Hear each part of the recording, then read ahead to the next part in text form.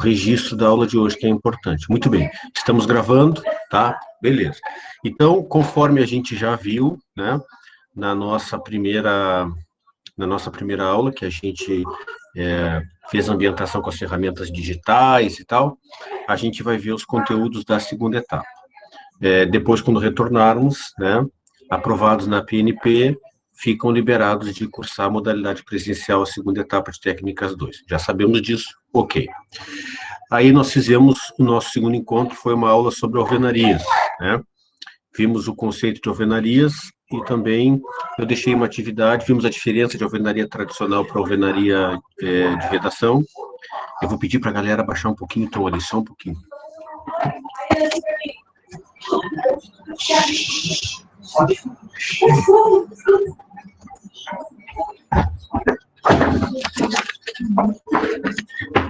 Tá, deu. Aí, assim, o que acontece? Então, nossa segundo encontro, nossa primeira aula analítica expositiva foi sobre alvenaria. Falamos sobre as possibilidades de alvenaria de vedação estrutural, né? Falamos um pouco também sobre o método executivo das alvenarias, como é que se executa, as possibilidades da empregabilidade dos tijolos, isso resulta na espessura das alvenarias, enfim. E a atividade que eu propus, a segunda atividade síncrona, a primeira foi uma diagnóstica, né? A segunda, eu sugeri ali um site, que é um site de uma empresa parceira do curso de edificações, a Pauluzi, e eu pedi que vocês fizessem daí uma consulta lá para montar um passo a passo em relação à execução de alvenaria estrutural, tá? Beleza. E aí o nosso terceiro encontro foi num sábado, né? E a gente daí orientou essa atividade assíncrona, tá bem? Eu ainda tenho que atualizar lá o que é acadêmico e dar presença para os que já entregaram as atividades assíncronas, eu ainda não fiz isso. Beleza. Outra aí, hoje, qual é a nossa ideia? É dar uma repassada nessa tecnologia, nessa técnica construtiva que a gente chama de wood frame, né? O que vai ficar faltando? Teremos também uma atividade assíncrona disso, né? Que eu já propus, tá lá no Moodle, tá?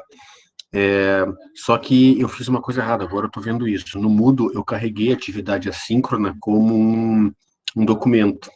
Eu tenho que reformular a atividade assíncrona, tá? Mas eu vou carregar o mesmo documento, só que como tarefa, para ficar registrado quem manda e o horário. Eu fiz errado isso, mas eu vou arrumar ali depois. O que vai ficar faltando da nossa PNP? Vai ficar faltando depois mais 2 encontros com 2 aulas analítica expositiva, além dos encontros de orientação, né? Vai ficar faltando steel frame, vai ficar faltando drywall, mas é tudo muito tranquilo, muito barbado. Bom, por que esse wood frame eu coloquei primeiro do que steel frame e drywall? Porque o wood frame é a possibilidade de construção a seco mais antiga, né? Derivam do wood frame, o steel frame e o drywall, tá? Mas a base dessa tecnologia, dessa técnica construtiva é a mesma, só muda alguns detalhes no procedimento ali, né? Mas o conceito, né, segue o mesmo, tá? Então, wood frame, se a gente for ver o que significa, wood, né, é inglês, wood é madeira, né, e frame significa moldura, tá? Então, eu coloquei ali que, em linhas gerais, a gente pode afirmar que a edificação construída em wood frame, então a gente pode, pelo significado da expressão, da palavra, né, dizer, então, que é um processo construtivo baseado na associação de moldes, né, molduras de madeira, com o fechamento de placas, tá? Na verdade, é uma técnica construtiva com a qual a gente pode conceber e materializar as edificações com o que se chama de construção a seco, né? Porque não tem água, tá bem? Então, em linhas gerais, é isso. Eu faço uma estrutura com barroteamento, né? Montantes e travessas. A estrutura, faço uma estrutura de madeira, e aí depois eu faço o fechamento, né, dessa estrutura com placas, tá bem? A ideia é essa. Então, nós temos até um condomínio aqui em Pelotas, ali perto da Lorenzetti, que foi eu acho que é Aragano o nome, não sei se alguém mora perto ali, sabe? São casinhas, sobradinhos, assim, fitas de sobradinhos, né? E eles fizeram a estrutura toda em wood frame ali. E aí, uma das características, assim, que eu enxergo como uma das desvantagens, né? É porque é muito vulnerável ao fogo. Essas madeiras, se usa hoje madeira de reflorestamento, então pode-se dizer que é uma técnica sustentável, porque tu corta ali o pinus, né? E aí depois tu trata ele, né? E aí tu faz um plano de manejo, que eles chamam. Então tem uma área de não sei quantos hectares, eu faço plantio de tantos por cento dessa área esse ano. Daí isso eu vou conseguir fazer o corte, né, para beneficiar essa madeira daqui a um tempo. Mas aí ano que vem eu faço o plantio de uma outra área, né? E assim eu vou fazendo, vou fracionando esse plantio. Bom, daqui a um tempo, essa primeira parcela que eu plantei, eu já posso ir ali, tirar e beneficiar essa madeira. No momento que eu limpei essa área, que eu cortei tudo, né, eu já trato essa área e eu já faço de novo o plantio. Então, esse é um remanejamento que chama, e é uma técnica sustentável. E essa madeira, né, principalmente o pinus, no Brasil, que a gente utiliza para esse tipo de técnica, também é tratado, né? E aí fica super resistente, assim, resiste muito às intempéries, né? A gente vai ver que a gente usa uma camada para fazer impermeabilização, fica protegido, mas caso tenha uma infiltração, essa madeira ela não vai apodrecer, não vai, né? Não vai, porque ela é uma madeira tratada, tá? Fica resistente. Mas, a grosso modo, é uma técnica que é muito vulnerável a fogo, tá? E esse é um problema que a gente está tendo ali no Aragano. Já teve um acidente, um incêndio, esse ano teve um, mas eu acho que esse ano foi grave, mas já foi o segundo, tá? E aquele condomínio, ele não faz 10 anos que ele foi entregue. Eu lembro quando eu era professor do Senai, e o Senai era ali na Salgado Filho, eu saí com os alunos e a gente foi ali um dia de tarde e nós visitamos aquela obra, né? E tu vê, isso foi em 2013, então não faz 10 anos. Em 2013 ainda tinha a obra, entregaram então em 2014, 2015, né? Então, mais tardar aí, a gente tem 6 anos daquele condomínio entregue, eu acho, mais ou menos 5 a 6 anos, né? E a gente já teve 2 incêndios. O que que acontece? A galera não tem o costume de olhar o as-built, né? O manual que a construtora geralmente faz entrega. E aí é muito comum, por exemplo, o disjuntor dá problema, né?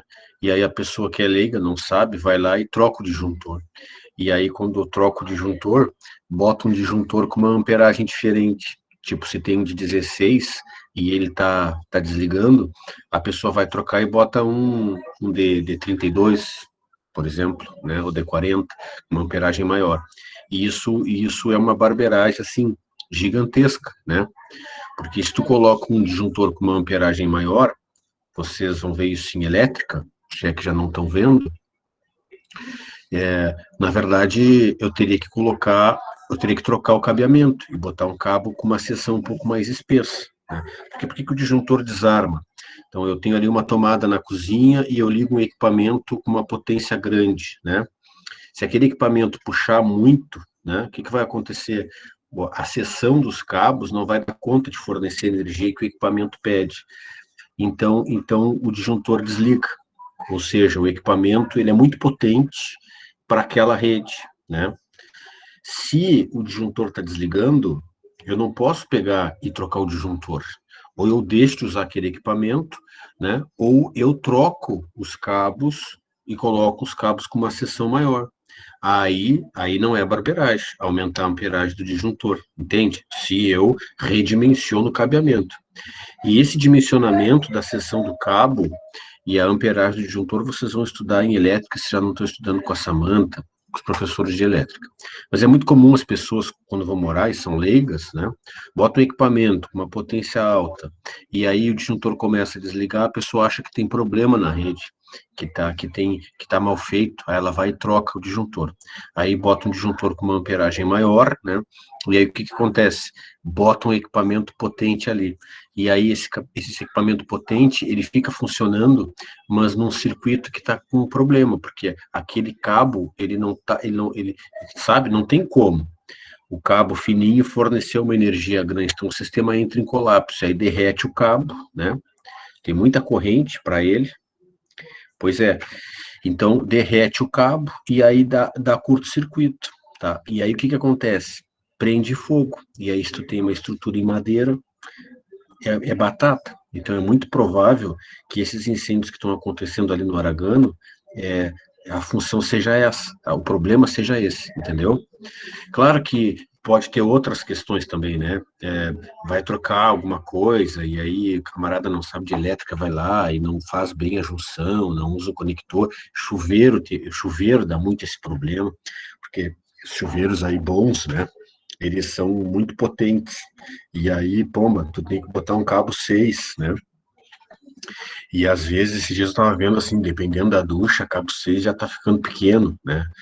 E, e aí a gente tem esse problema. O chuveiro fica assim, água quente, e aí fica aquela, né, roncando, e aí dá. Bom, todo esse blá blá blá para falar que, na minha visão, uma das desvantagens de utilizar o wood frame, que é essa técnica de construção a seco, com madeira, é a questão do fogo, tá? Principalmente para habitação de interesse social, porque, claro que a pessoa pode ser bacana, pode ser rica, e pode ter esse mesmo problema e errar da mesma forma, né? Mas a pessoa que tem mais grana, ela vai contratar um eletricista, ela vai se precaver. A tendência, eu acho que é maior que ela não faça esse tipo de erro, né? Mas as pessoas que são mais pobres, a tendência quando tem um problema assim é ir lá e resolver, né? E aí a gente acaba acontecendo os problemas. Claro que o disjuntor ele pode estar estragado, pode estar caindo aquela que a pessoa fala, está caindo o disjuntor. Pode, o disjuntor pode estragar. Tem disjuntores de todas as marcas e, né? E aí ele pode estar estragado. Aí tu vai ali, tu tira aquele que estragou e coloca um outro, mas coloca da mesma amperagem, né? Porque se tu mudar a amperagem, vai possibilitar que um equipamento superpotente seja utilizado numa tomada cujo dimensionamento do cabeamento não suporte, aí pode dar curto, e se der curto, e tu trocou o disjuntor por amperagem maior, ele não vai sinalizar quando der problema, porque a função do disjuntor é essa, né? Tem problema, ele desliga. O que ele está avisando quando ele desliga? O pessoal fala, desarma o disjuntor, né? O que ele tá fazendo? Ele está avisando que tem problema no circuito, né? Para aí, tem problema. Ou tem algum probleminha ali, o fase está desencapado, o neo está juntando, está dando curto, é um equipamento muito potente que não dá para esse circuito, né? Aí a gente tem que verificar e analisar, mas trocar um disjuntor por outro de amperagem maior, sem redimensionar o cabeamento, é uma barbeiragem gigantesca, tá? Então, uma das desvantagens que eu vejo nessa tecnologia é essa vulnerabilidade ao fogo, principalmente em habitações de interesse social, que é o problema que a gente está vivendo ali no Aragano, tá? Bueno, depois a tarefa de hoje é justamente fazer essa análise das desvantagens e das vantagens, tá? Aí eu coloquei um link, pedi para vocês olharem ali, porque ali tem, é um material da UFRJ, e aí vocês vão ler ali, e aí tem um capítulo que é vantagens e outras desvantagens, e a atividade de hoje é essa. Eu só peço para vocês fazerem uma análise crítica, assim, colocando alguns itens que vocês acham que está faltando, tanto em vantagens ou desvantagens, tá? Mas vamos seguir, então, a atividade para a gente não se demorar muito, porque mamãe está de aniversário, e eu estou aqui na casa dela, e eu quero ir lá comer um bolo, comer um salgadinho, senão vão comer tudo e não vai sobrar para mim. Tá, então vamos ver aqui. Ok, a gente já viu o que significa, né, o significado da palavra wood e frame, né, frame, enfim, aqui já botei em itálico, porque é uma palavra em inglês, tá? Uma técnica construtiva, portanto, assim como a alvenaria é uma técnica construtiva, o wood frame é outra técnica construtiva, né, que utiliza a madeira como matéria-prima dos seus perfis de placas estruturais. As peças são pré-fabricadas com madeira de reflorestamento, principalmente pinos, no Brasil, né? Mas nos Estados Unidos também se usa muito pinos, mas é uma outra espécie de pinos. Sendo assim, justifica-se por iniciativa de arquitetura com construção sustentável, né? Em função da madeira ser de reflorestamento. Ah, dá para fazer o wood frame com uma madeira que não é de reflorestamento? Dá, tá? Dá. Não tem problema nenhum, vai na madeireira, compra qualquer tipo de madeira e monta. Só que daí é um crime, né? É um crime ambiental, né? Assim, entre aspas, não é um crime tipificado, porque a pessoa está vendendo madeira, tu vai comprar, mas vai sair até bem mais caro, eu acho, do que tu fazer uma parede de alvenaria, entende? E aí, tipo, é, se for reflorestamento, é porque tem o selo, tem o remanejo, né? Então não estão derrubando a árvore para, entende? Então é legal comprar de reflorestamento e tratado em função da qualidade e da resistência da madeira, tá? Mas sempre que a gente tiver essa palavrinha aqui, sustentável, independente na tecnologia que for, né, do contexto, a gente tem que entender isso, né, porque os elementos ou as matérias, né, os materiais de construção, todos eles são extraídos, né, da natureza. Se tu for pensar, o minério de ferro que faz o vergalhão, ele é extraído da natureza, né? O, a pedra com a qual a gente faz concreto, né, a brita, depois ela é britada, né, separada, a gente extrai da natureza, né? A areia, a gente extrai tudo a gente extrai, né? Então, isso é finito? Claro que tem muita quantidade, mas é finito? Não, não é finito, né? Se a gente não extrair com certo cuidado, e por isso que existem as ferramentas de licenciamento ambiental, né? A gente vai acabar com isso. E aí, como é que a gente vai fazer, tá? Então, assim, tecnologias novas, né, que se baseiam nessa questão do remanejamento, né, essa preocupação de, de não simplesmente extrair, mas essa preocupação de que, olha, eu tenho que extrair porque isso faz parte do processo, eu preciso construir, eu preciso de matéria-prima, mas, ao mesmo tempo, de que maneira que eu posso contribuir para que, né, isso não seja é, ruim, né? Ou que isso seja, eu não sei, pedra mesmo. Ela não vai, né? Uma pedreira, tu abre um buraco gigantesco extraindo a pedra. Sei lá eu, daqui a quantos milhões de anos esse buraco não vai existir, vai ter pedra ali de novo, talvez em bilhões de anos. Mas areia, por exemplo, num rio, né, a gente tira, aí daqui a um tempo o próprio rio traz mais areia, né? Então, existe um procedimento, existe todo um regramento para que isso seja extraído de forma adequada. Anos atrás, eu estava na faculdade, tem um cara que fornece areia em Pelotas. Aliás, a gente vive até hoje uma crise nessa questão da areia, porque a norma ela pede muito areia de granulometria média, só que a areia de granulometria média em Pelotas está vindo muito graúda, né? Mas aí o cara tinha terra na colônia, de onde ele extraía areia, e, e aí o pessoal entrou lá, os fiscais, e o cara tinha construído, assim, estradas e, sabe, desviado leito de rio para os caminhões chegarem. Mas, assim, foi uma multa, assim, sabe, muita grana de multa, não se falou mais naquilo, não sei se ainda existe a empresa dele, tá ali, mas eu não sei como é que se recorreu, deve ter recorrido até hoje, ou deve ter pago, né? Então essas coisas elas envolvem licenciamento ambiental. E aí é muito comum as pessoas falarem sustentabilidade, mas muito assim de caô, né? Sabe caô? De EQ. Fala sustentabilidade, mas é EQ, caô. Ou seja, é de mentirinha. Porque hoje em dia, se tu fala, porque a atividade é sustentável, isso agrega valor, tu consegue vender até mais caro, porque a tendência é que as pessoas cada vez mais tenham, né? Essa consciência de que os materiais eles são finitos, enfim.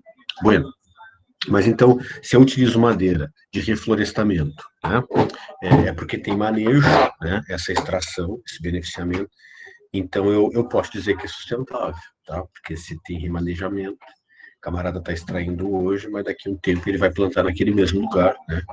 E não vai sair desmatando o mundo inteiro para gerar madeira para se construir, tá? Bom, quais são os componentes dessa técnica construtiva? Tá? Eu tenho componentes estruturais, componentes de vedação e componentes de acabamento. Tá? A relação ela é a mesma na edificação. Eu tenho que ter estrutura, eu tenho que ter os fechamentos e eu tenho acabamento. A mesma coisa. Tá? Claro, quando a gente estuda a alvenaria ela pode ela própria ser a vedação, né? Simplesmente, quando aliada com elementos de estruturais outros, ou ela pode ser vedação. Aqui a gente não tem essa possibilidade do painel vertical, né, em si ser a estrutura, né? Aqui, assim, alguns elementos que compõem o painel vertical, né? Eles são responsáveis pela estrutura, tá? Que são os componentes estruturais. Então, são esses três componentes até, estruturais de vedação e acabamento, tá? Quais são os componentes estruturais? Eu tenho os montantes, as travessas e o barroteamento, tá? Então, assim, esse termo montante, vou minimizar aqui para ver vocês. Esse termo montante, a gente vai ver... Show! Esse termo montante, a gente vai ver também quando a gente estudar steel frame, tá? E também drywall tem os montantes, certo? Os montantes são as peças desse esqueleto estrutural que ficam na vertical, tá? Então, sempre que eu tenho elementos que ficam na vertical, na composição dessa estrutura, eu chamo de montante. Isso independente de ser na wood frame, que é madeira, no steel frame, que é metálico, ou no drywall, que também é metálico, tá? Os montantes, eles são na vertical, tá bem? E aí, o seguinte, se a gente der uma olhadinha aqui na foto, olha aqui, ó, nessa foto aqui, ó, sabe? Todos esses elementos aqui, ó, na vertical, estão vendo eu apontar com o mouse aqui? Estão vendo? Tudo isso aqui, ó, é montante, na vertical, ó, tá bem? E aí, todas as peças que ficam na horizontal, ó, aqui no wood frame a gente chama de travessa. E aí tem essas aqui também, olha aqui, ó, são travessas, tá? Ó, elas limitam a abertura, onde vai ser colocada uma esquadria, e elas também dão estabilidade naquele pano ali entre os montantes, porque daí isso dá mais rigidez, né? E o montante não flamba, tá? Ele não faz uma barriga, certo? Porque quando é montante, quando é peça vertical, a gente não fala flash, né? A peça vertical, ela não tem flash, ela flamba, né? Quando a peça é na horizontal, a barriguinha que faz a gente chama de flecha. Quando a peça é vertical, ela faz uma barriga, mas a gente chama aquilo de flambagem, né? Então, as travessas, além de delimitar o espaço, né, e dar rigidez para as aberturas onde vão entrar as esquadrias, ó, elas também servem para dar rigidez aos montantes, né, para que eles não flambem, tá bem? Ok, então nós temos os montantes, que são as peças verticais, tá? Aí tem aqui, são pilares, elementos estruturais verticais que equivalem ao pé direito. Joia. As travessas são as peças estruturais horizontais, né? Que tem a função de oferecer suporte às janelas, tudo mais, e oferecer apoio aos pilares para travar os esforços de flambagem. Né? E o barroteamento, na verdade, é a estrutura que dá suporte para o piso, né? Deixa eu ver aqui se a gente tem uma... Olha aqui, ó. Nessa foto aqui, ó, tá bem claro o barroteamento. Olha ali, ó. Ali eu tenho o entrepiso, que é o mezanino, né? Olha lá, ó. Essas peças aqui em cima, ó, que dão suporte ao piso de cima, estão vendo? A gente chama de barroteamento. Certo? Então, os elementos estruturais do wood frame são esses, os montantes, as travessas e os barroteamentos, tá? E aí, o que acontece? O processo de execução se faz no chão uma placa dessas aqui, entende? Com todo o desenho dos montantes, a abertura, né, as travessas ali, e aí depois se levanta essa placa montadinha, né? E aí traz essa placa aqui montadinha, essa estrutura com os montantes, com as travessas, e vai montando. E aí depois faz o fechamento, tá? Os componentes de vedação. Então, nós temos componentes estruturais, os de vedação e os de acabamento, certo? Tudo bem até aqui? Tudo certo? Alguma dúvida em relação aos elementos estruturais ou não? Jonathan, podemos seguir? Não, senhor. Tranquilo. Tá, então vamos lá. Tudo certo, diz a Larissa. Tá, beleza. Então, os componentes de vedação, tá? Nós temos as chapas de revestimento e as chapas para o barroteamento, tá? São os elementos que fecham, né, esses painéis, certo? Primeiro a gente monta os montantes e as travessas, que vão compor a estrutura, né? Depois a gente vem e faz o fechamento, tá? Eu tenho uma empresa em Pelotas, eu já estava olhando no Instagram hoje, antes de começar a nossa aula, até eu ia compartilhar no grupo de professores da ED e não compartilhei, que eles estão, EMAC, eu acho que é, eles estão fazendo, mas eles trabalham com steel frame, mas é mais ou menos a mesma lógica, mas eles estão levando os panos só para montagem no canteiro. Então, eles montaram uma oficina em algum lugar da empresa, eles estão montando os painéis e já levam os painéis prontos, inclusive com os elementos de acabamento, tá? Eu vi isso hoje, não sei qual é o detalhe ali para fazer o encaixe e tal. De repente deixa alguma partezinha só por dentro ou por fora para fazer o revestimento final com eles montados, né? Mas eles estão carregando essas partes já com acabamento e só montando, tá? Isso seria interessante. A Rosita avisa, Rafa, que teu microfone ficou ligado. Seria até interessante, e é uma visita muito interessante de se fazer. Depois, quando a gente voltar e tudo estiver terminado, essa pandemia, essas coisas todas, da gente fazer uma visita numa obra assim, com uma tecnologia seca. É muito interessante, sabe? Muito interessante porque a gente vê, no primeiro slide tinha umas coisas cinzas, parece que fixando. Ah, tá. Aquilo ali são umas chapinhas metálicas que assim, eles montam uma estrutura na outra, tá? A parafusada mesmo. Mas, depois a gente vai ver ali, tem um elemento que faz um coroamento por fora, assim, que fica no nível do barroteamento. E até as travessas, os contraventamentos, né?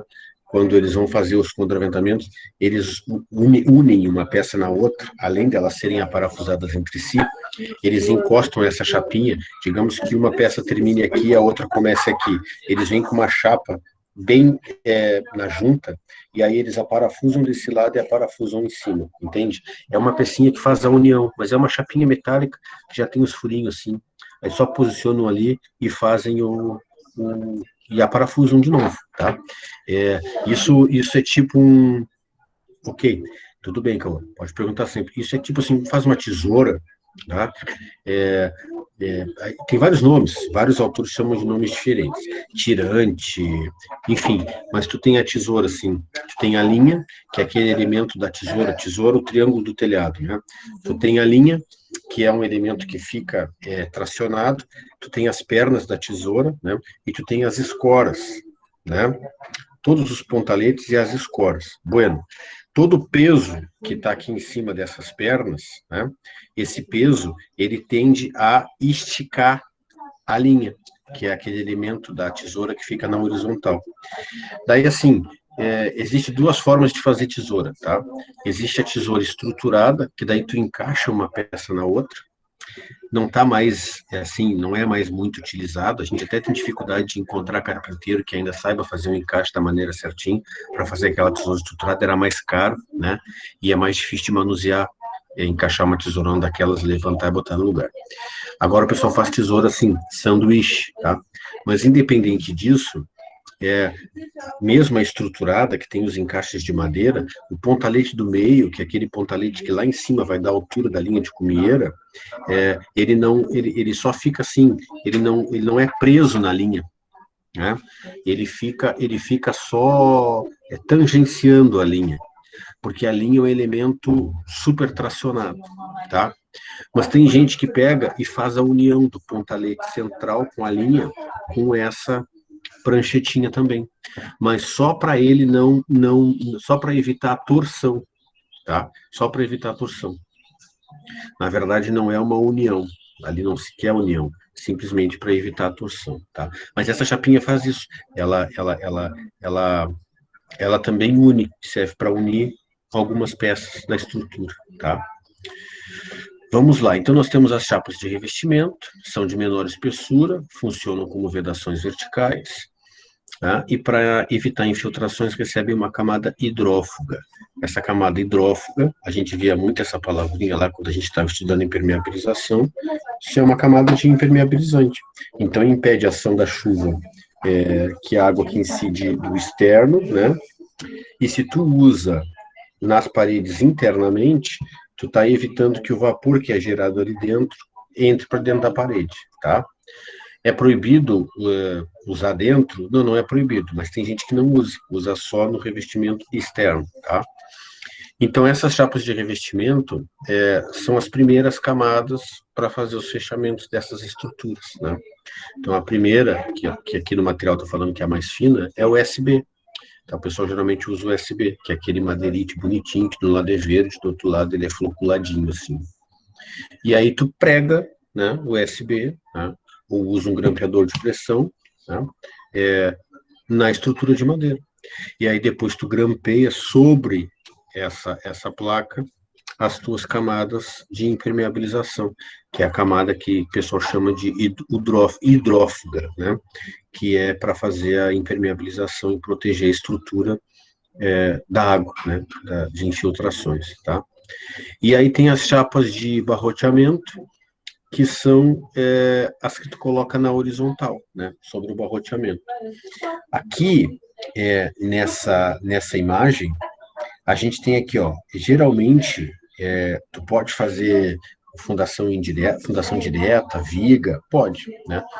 Não é proibido, mas geralmente essa tecnologia, por ser rápida, o pessoal faz o quê? Um radier, e aí depois traz os painéis já meio que montados, as estruturas com os montantes e as travessas, e vão montando ele em cima do radier, tá?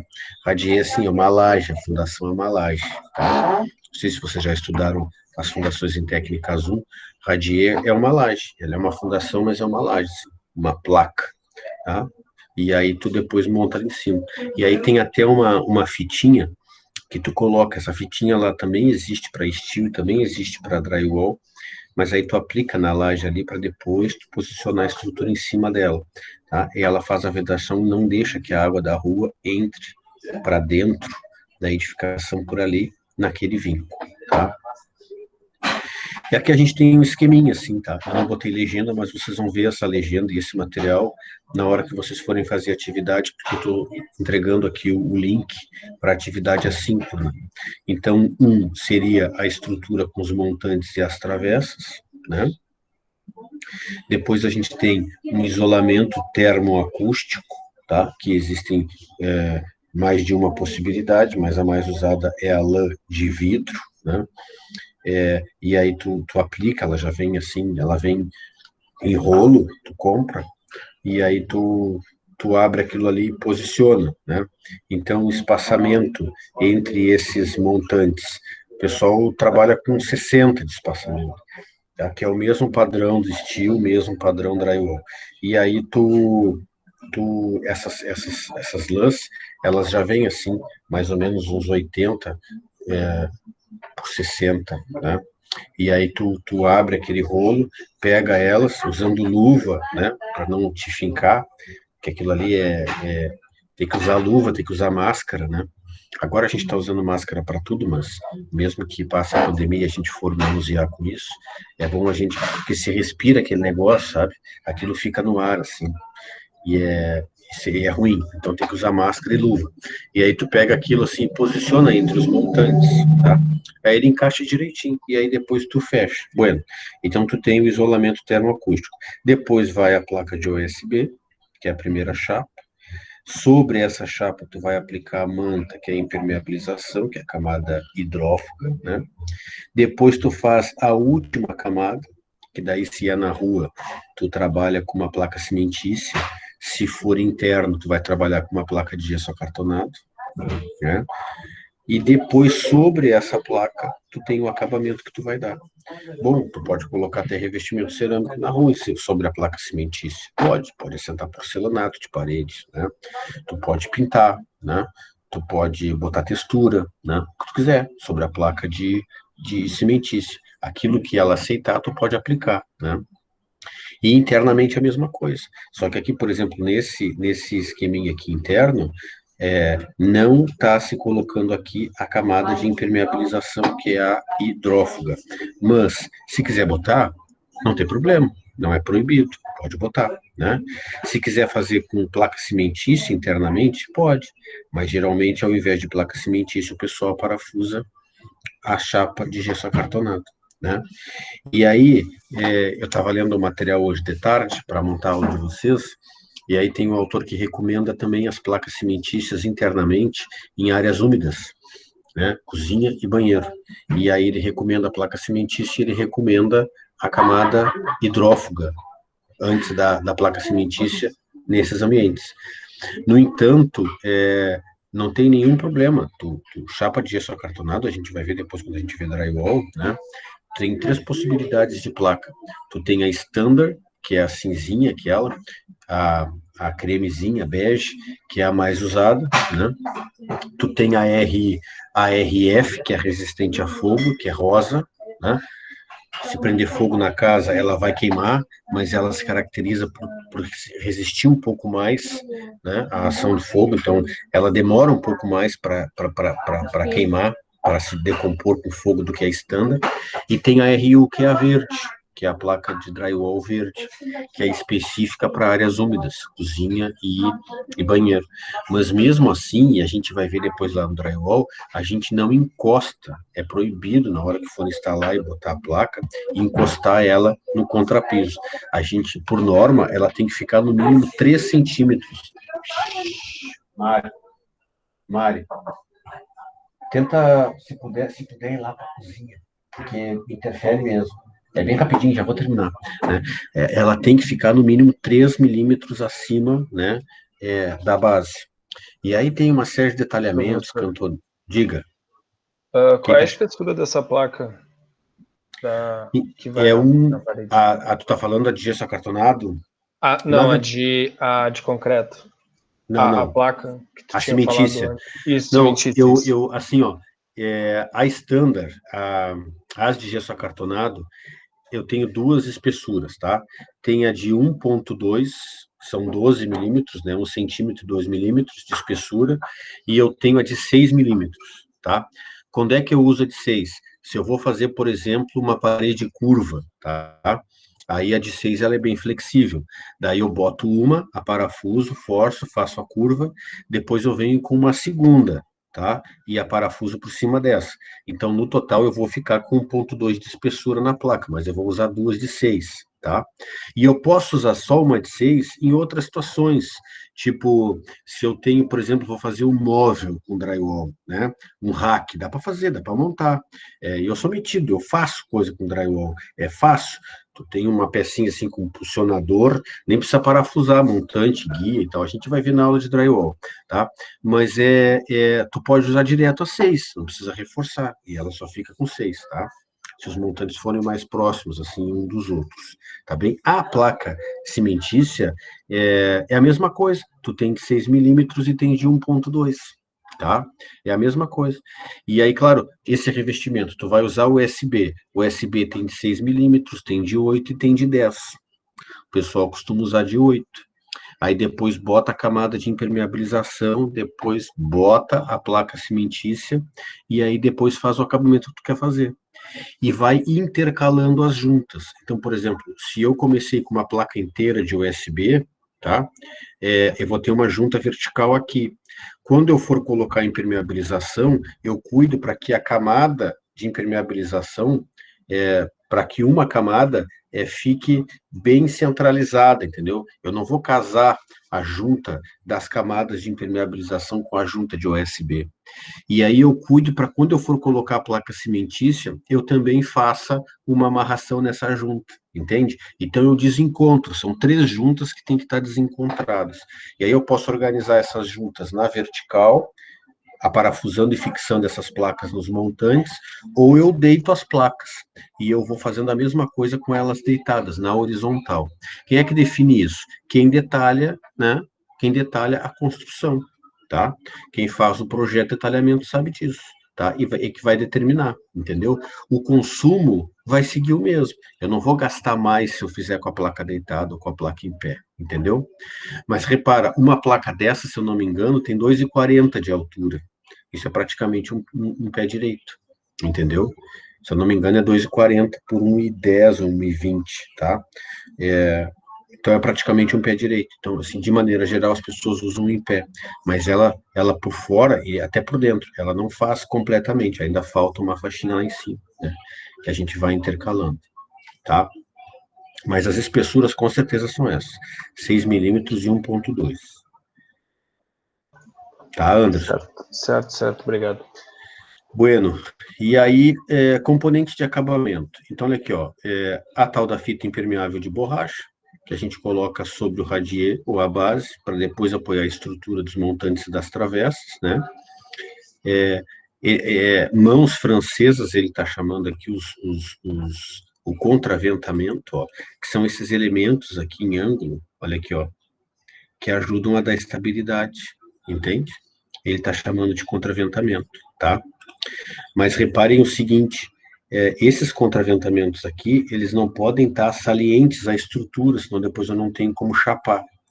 Então, assim, eu tenho contraventamentos que eu uso só durante o processo de execução, depois eu tiro para botar as chapas.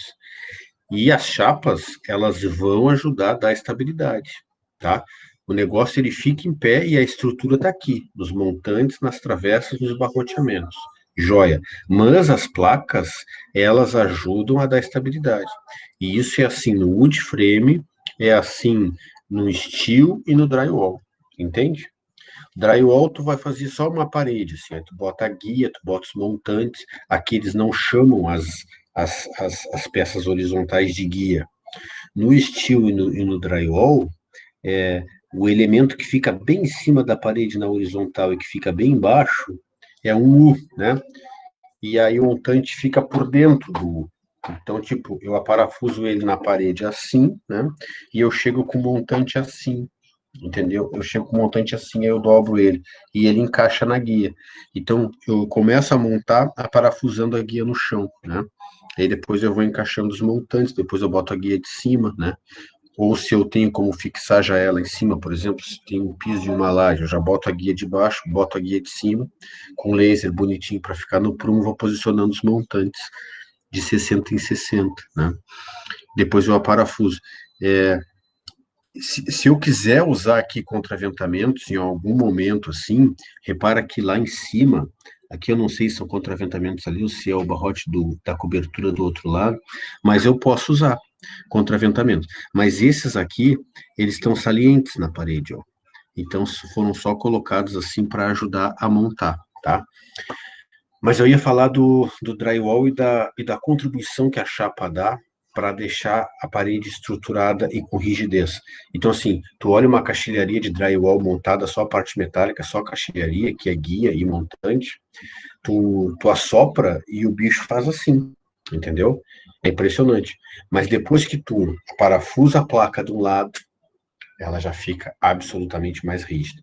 E quando tu parafusa a placa dos dois lados, a parede fica absolutamente rígida, né? Então, é um sistema, entende? Não é que eu não possa remover uma parede aqui e ali, eu até posso, né? Mas o negócio aqui, ele tem um pouco a lógica, assim, da alvenaria estrutural, né? Os montantes, eles são as peças estruturais, junto com as travessas, ok? Depois eu fecho, mas não dá para dizer que esse tamponamento que é feito no wood, no steel, no drywall, dos dois lados, não oferta estabilidade. Oferta sim, e contribui muito para a rigidez do sistema, tá? E muito. Porque, claro, tu imagina, tu tem uma placa de 1,20, digamos, e aí tu tem montantes de 60 em 60. Na hora que tu chapa a placa por dentro e por fora, e ainda intercalando a junta, né? Porque a gente cuida também para intercalar as juntas de dentro com as de fora, o que que acontece? É óbvio que essa placa vai ajudar na rigidez desse sistema, né? Mas isso é evidente, entende? Então elas contribuem, né? E aí, então, essas mãos francesas são os contraventamentos, tá? Que eu posso usar contraventamento para me ajudar na hora da montagem, né? E as travessas, elas podem ser também tipo contraventamento, se elas forem inclinadas, tá? Também pode acontecer. E depende do projeto estrutural, tá? Aqui, ó, só falar que eu falei aquela hora em tesoura, ó, e agora eu vi aqui a foto, ó. Essa peça aqui de baixo, a horizontal, é que é a linha e que fica tracionada. Então, todo o peso ele é jogado em cima das pernas, ó, e essas pernas elas vão sendo apoiadas aqui pelos pontaletes que são contraventados, ó, tá? Mas esse peso ele vai acabar fluindo e vindo todo aqui para a ponta. E essa linha aqui, ela fica tracionada, super tracionada. E aí, essa junção aqui, ó, desse pontalete com a linha, é, pode ser só encostado ali, entende? E aí vai aquela chapinha só para evitar a torção. tá bem? Como se dá a montagem, tá? Isso aqui foi bem, eu peguei direto lá do site, que depois eu digo ali qual é, e que é o site que eu quero que vocês visitem para fazer a atividade, tá? Então, primeiro, feito o pedido dos painéis, com todas as medidas corretas para a construção, esses serão transportados para o local da obra para o início da instalação da estrutura, tá? E é quem dará toda a sustentação do projeto. Então, a edificação, ela aparece, tá? Um gaiolão, assim, uma estrutura toda com os montantes, com as travessas do barroteamento, né? E já coloca a estrutura do telhado, já está tudo ali, né? E essas placas, elas podem vir prontas, ou não, elas podem ser feitas ali, tá? Mas, geralmente, o de frame vem pronto, tá? E porque eu preciso fazer a união dos montantes com a travessa de baixo, e aí eu preciso aparafusar os dois, né? E aí eu aparafuso de topo, de baixo para cima. Então eu monto a estrutura, boto a fita e subo essa estrutura e deixo ela em pé. Antes de eu encostar outro painel com esses montantes com as travessas, eu uso um contraventamento, aparafuso aqui no chão e deixo ela em pé quietinha, né? Apoiada nesse contraventamento, tá? E isso é uma técnica, é um processo que a gente pode fazer também no steel e no drywall. Eu posso montar uma parede, uma caixilharia toda no chão, né? E aí depois eu levanto, travo ela, né, com contraventamento e chapo. E aí eu começo a fazer a segunda. Mas quando eu começar a fazer a segunda, eu já vou aparafusar a segunda na primeira. E aí uma vai dar rigidez para a outra, tá? É um sistema assim, não funciona sozinho, tá? Pensando na concepção de uma edificação, né? Porque o drywall, a diferença do drywall para o steel é o seguinte, que eu posso fazer divisória. Drywall é divisória leve. Então, é a mesma lógica, né? Eu tenho a caixilharia metálica que eu fecho com chapa dos dois lados, mas eu posso simplesmente fazer uma divisória e usar drywall, né? Aí, essa divisória, os montantes das pontas eu vou aparafusar nas paredes, por exemplo. Se eu quero fazer uma divisória para dividir meu quarto, né?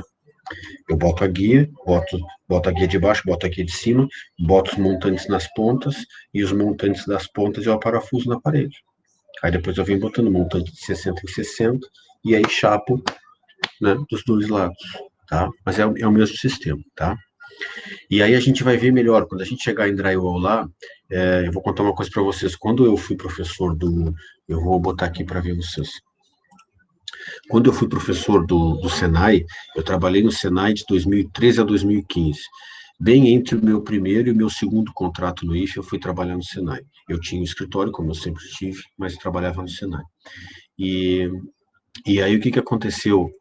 O Senai participava de uma atividade chamada Olimpíada do Conhecimento, que tem até hoje. E aí tem a etapa da cidade, tem a etapa estadual, tem a etapa nacional e tem a etapa mundial, que eles chamam de World Skills, né? Inclusive, essa etapa mundial já aconteceu no Brasil, foi em São Paulo. Os caras montaram no Anhangabaú, no Sambódromo em São Paulo, do Anhembi, né? Montaram uma estrutura imensa, porque imagina a gente... E aí o que acontece? Eles chamam as modalidades da disputa da Olimpíada, eles chamam de ocupação. Então, na área da construção civil, muito legal isso. Tinha ocupação, quando eu participei, de aplicador de revestimento cerâmico, aí os PIA competiam fazendo um painel, assim, mural, muito legal. Depois vocês pesquisem a Olimpíada do Conhecimento, vocês vão ver. Tinha ocupação de alvenaria, aí se fazia assim um modelinho com alvenaria aparente e tal, e aí eles tinham que construir aquilo no determinado período, e tinha ocupação drywall. E aí eu treinei um aluno em Pelotas, a gente disputou, ganhamos na cidade, mas ele ganhou dele mesmo na cidade, né? Porque não teve etapa municipal, a gente simplesmente já treinou ele e tal. E aí nós ganhamos o estadual, né? Eu com esse menino. Na verdade ele ganhou, né? Com a minha orientação. E aí nós fomos para o Nacional, em Belo Horizonte. Só que daí a nota que ele teve quando ele fez o estadual em drywall não foi a nota mínima que a CNI, o Departamento Estadual, achava que tinha que ter para ir para o Nacional, mesmo ele tendo vencido. E aí a gente começou o treinamento para Nacional, 2 semanas depois mandaram material, tudo, eles decidiram não mandar o guri, mas me mantiveram né? E aí eu fui para Belo Horizonte. Aí foi uma maravilha, porque eu fui até sem aluno, né? Fui ser avaliador lá em Belo Horizonte, na Olimpíada, na ocupação de gesso, e eu nem tinha preocupação, porque o meu, coitado, ele não foi, mas muito legal. Então eu fiquei com bastante material de drywall, né? E aí a aula de drywall vai ser bem legal. Eu vou pegar lá os montantes certinhos, as especificações, para gente ver. Vamos ver o item 2 aqui. Considerando que a parede de uma construção de wood frame é feita por camadas, após a instalação da estrutura são colocadas placas de madeira USB, que é aquela primeira, né? Depois do isolamento termoacústico, né? Conjunto de lascas de madeiras oriundas de reflorestamento coladas em direções diferentes. Isso aqui é como se faz a USB, né? Uma placa cimentícia e gesso acartonado. Se tu quiser, repara isso, se tu quiser botar e fazer isso, botar o USB, botar a camada impermeabilizante, botar a chapa cimentícia e depois botar o gesso acartonado, pode. Pode, porque inclusive o gesso acartonado, a placa de gesso acartonado, ela pode ser colada, ela pode ser usada como revestimento, mas aí, como ele está sugerindo aqui no item 2, tu vai estar utilizando o revestimento em gesso acartonado como revestimento, entende? Tu não vai estar montando uma caixilharia, tu não vai montar uma caixilharia para depois botar a placa, né? Diferente de uma parede drywall, tá? Mas é possível fazer, tá? Ou ao invés dessa placa de gesso acartonado, tu fazer o acabamento que tu quiser sobre a placa cimentícia, tá? Eu vou dizer para vocês, no condomínio que eu moro no Granada, lá na Zona Norte. Eles fizeram um pórtico com placa cimentícia, né? E a placa cimentícia, assim, ela mostra muito a junta. Em seguidinha, tá trincado, tá fissurado e dá para ver o encontro das placas, né? Porque tem um tratamento que tu faz nessas placas, tu bota uma fitinha, tu bota a massa, queima a massa, né? E aí depois tu faz o tratamento de pintura, por exemplo, né? Mas aparece. Qualquer movimentaçãozinha, própria dilatação, né? E a variação de temperatura faz com que essa junta, mesmo bem tratada conforme a norma, né? Com a fitinha e com a massa, faz com que ela apareça, tá? 3. Adequar a estrutura para adequação de instalações elétricas e hidrossanitárias, tá? Aqui é uma coisa importante, porque é o seguinte, claro, isso depende do projeto estrutural, mas vocês podem encontrar em alguns autores, por exemplo, a indicação de que não devem furar os montantes para passar com os dutos, tá? Mas aí nos subramais da instalação hidrossanitária, por exemplo, abastecimento de água do banheiro, vocês têm um problema. Então, assim, o projeto estrutural vai determinar quais dos montantes vocês podem furar e quais montantes vocês não podem furar, certo? Então, assim, no banheiro, nas paredes hidráulicas, tá? Cozinha, eu vou ter que passar com tubulação pelos montantes, tá? Senão não tem como resolver. Então, quem vai dimensionar esses montantes tem que saber disso, tá? Para poder dimensionar de forma que a gente possa fazer um orifício e passar com a tubulação por dentro, tá? Porque senão teria que fazer uma parede falsa para resolver instalações, né? E a ideia não é essa.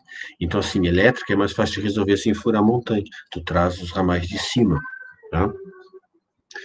E a hidráulica, abastecimento de água, tem as colunas, né?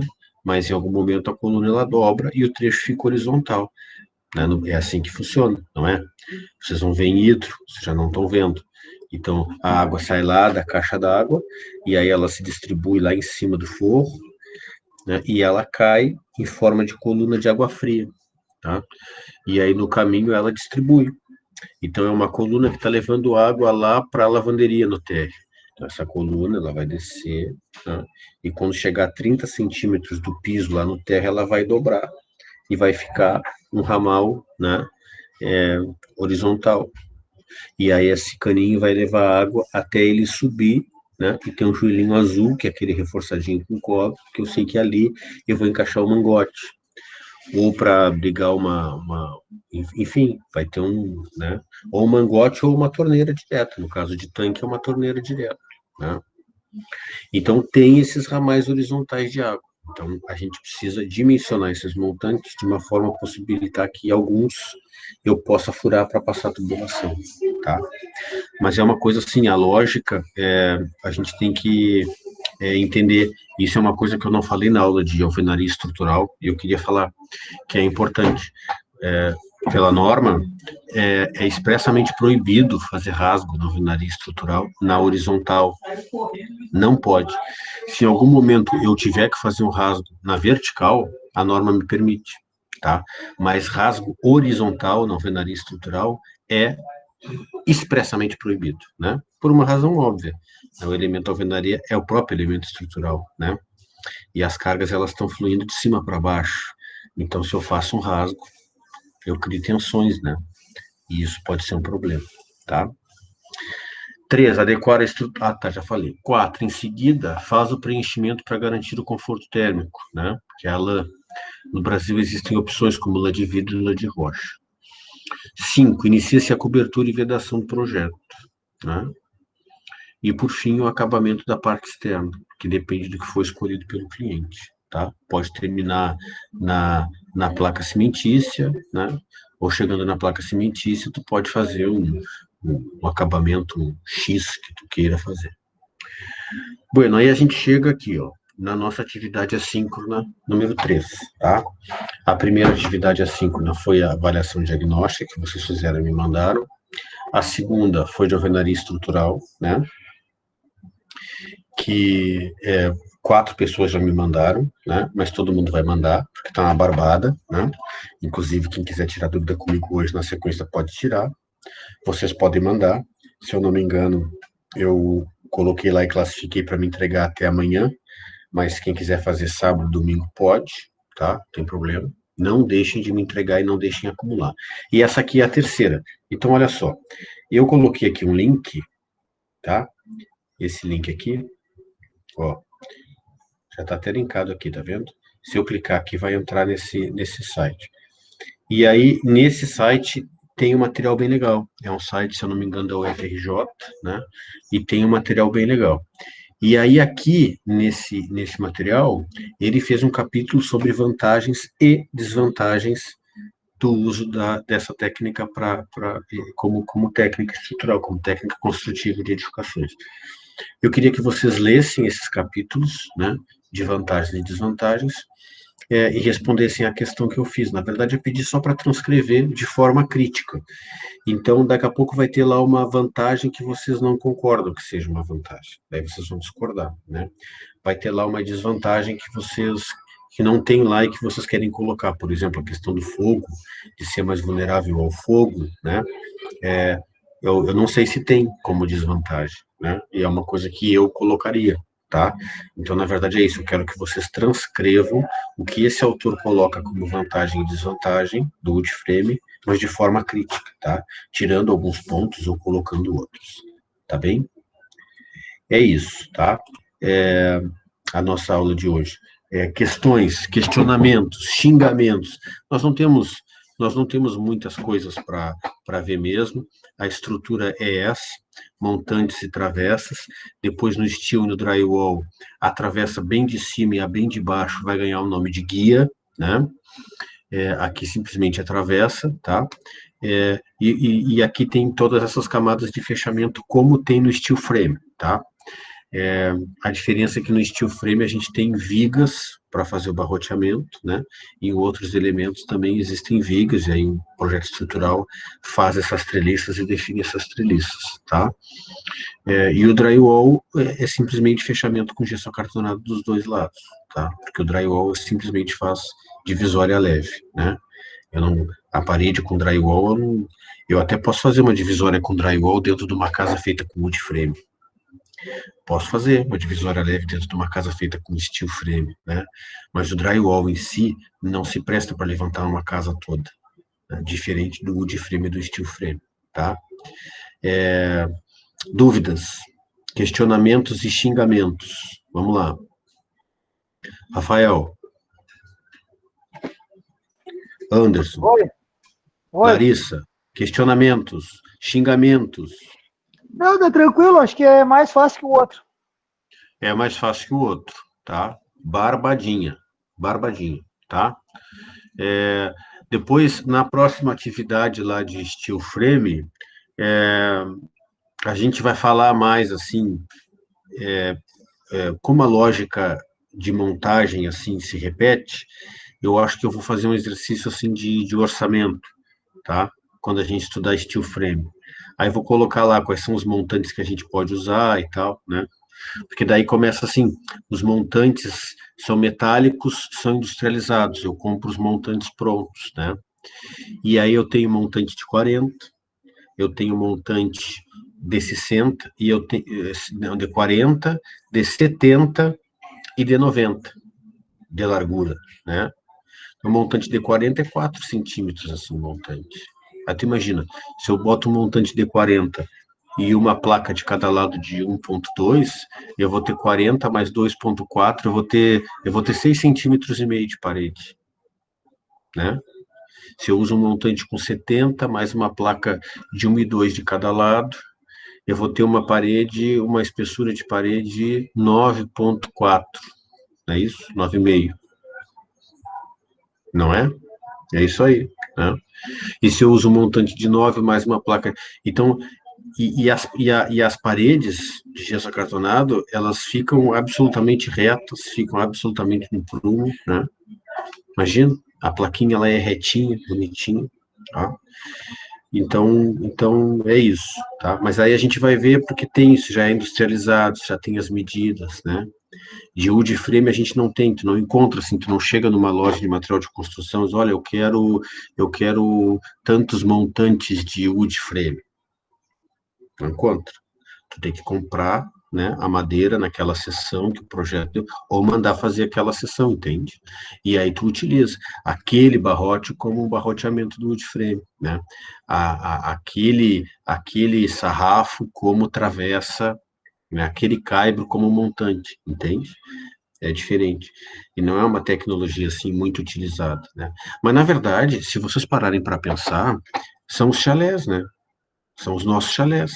Só que os nossos chalés não têm essas camadas todas aí por fora, né? Como é que o pessoal fecha por fora e por dentro? Pega a longarina e vai pregando elas na estrutura na vertical uma do lado da outra. E aí na junta, bota um mata-junta, assim. Não é assim o chalé? É assim, né? Ó, que não tem revestimento termoacústico, não tem esse monte de camada hidrófuga, né? Gesso acartonado, mas é a estrutura do que a gente conhece por chalé. Não é verdade? Larissa, não é verdade? Sim, até inclusive meu avô tem um chalé e eu sempre fico percebendo isso. É. Só que na questão de, por exemplo, da emenda com. Porque a parte da frente é de madeira e a parte da cozinha é de alvenaria. Uhum. E aí eu fico meio assim nessa questão da emenda, porque eu não acho que seja muito. Por exemplo, a questão de umidade. A emenda das duas partes ali, eu não acho que seja muito impermeável, que tenha muita impermeabilidade. Sim, sim. Eu não sei como funciona essa parte de juntar as duas. É. Mas tem empresas na cidade que fornecem chalés. E aí tu faz um núcleozinho, né? A parede onde tu vai botar os equipamentos da cozinha, que tem torneira e tal, geralmente é a mesma parede que do outro lado é o banheiro. Então se faz um compartimento, que é o banheiro, em cima já se resolve o reservatório, faz isso com alvenaria e fundação normal, né? Tradicional. E aí depois tu chega com a estrutura de madeira e só encaixa ali, né? E aí tu tem artifícios no projeto com reentrâncias e encaixes para tu evitar que a água consiga entrar bem nessa, né? Nesse eixo onde a madeira, a estrutura vai estar encostando na alvenaria, né? Mas é justamente, tu tem razão, se a gente for estudar a patologia das casas de madeira, é muito comum ter patologia justamente nesse encontro, né? Porque fica mal resolvido e aí a água ela consegue acessar por ali e gera um ponto de infiltração, tá? Mas dá para resolver, impermeabiliza bem, resolve, não tem problema, né? A minha avó tinha um chalé, ela morava no Areal, e aí a sala tinha o fechamento por fora, mas não tinha fechamento por dentro. Então, por dentro a gente via, assim, as travessas e os montantes, né? E aí a madeira por fora, lembro? E era pintadinho de rosa, uma tinta brilhante, até um esmaltezinho assim. E era assim, entende? E tem histórias assim, tem uma história bizarra, um tio meu que era um tio da minha mãe, no caso, né? Ele gostava de uma manguaça. E aí, quando visitava a avó disse, depois que ele ia embora, tinha um cheiro a xixi, assim, que cheiro a xixi, uma coisa desagradável. Vocês acreditam que o velho, ele deitava, e aí ele, eu acho que ficava com vontade de fazer xixi, ao invés de ir no banheiro, ele achou um buraquinho na madeira do chalé, e ele fazia o xixi ali, pra rua, e aí quando batia o sol, ficava aquele fedor. Tá, mas enfim, foi só uma coisa que a gente começou a falar em chalé, mas é a mesma estrutura, né? Só que a gente não usava chapa USB, placa cimentícia e a impermeabilização, né? Só fazia o fechamento com longarina e o tapa junto, tá? Bueno, eu vou fazer o seguinte, eu vou redesenhar aquela tarefa, você já tem acesso, porque eu postei lá o arquivo, mas eu tenho que classificar ela como tarefa, tá? Para dar o prazo bonitinho e ficar registrado quando vocês acessam, quando vocês me entregam, tá bem? Mas tá lá já o arquivo, vai ser o mesmo, tá bem? Eu vou dar um prazo até semana que vem, tá? Então tá, é isso, tá? Tem a tarefa ali, façam, visitem o site, tá? E na semana que vem, no horário da nossa aula, eu oriento essa atividade assíncrona que eu estou propondo hoje. Certo? Quem não fez a segunda atividade, faça. Não deixe acumular, tá? Com essa que eu estou propondo hoje, a gente já tem 3 atividades assíncronas, tá?